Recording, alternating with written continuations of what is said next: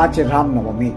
দেশ জুড়ে পালিত হচ্ছে রাম পুজো। হাওড়ার রামরাজাতলায় রাম পুজোর বিশেষ মুহূর্ত আপনাদের সামনে তুলে ধরছি আমতারা মিশনে আমি কল্যাণ অধিকারী।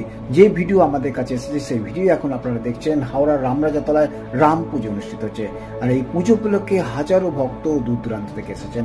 সেই মুহূর্তটা এখন আপনাদের সামনে তুলে ধরা হচ্ছে আমতারা মিশনে। যে ভিডিও আমাদের কাছে এসেছে হাওড়ার রামরাজাতলার রাম মন্দিরে যে রাম পুজো অনুষ্ঠিত হচ্ছে আজ রামনবমী উপলক্ষে, সেই মুহূর্তটা এখন দেখছেন আমতারা মিশনে।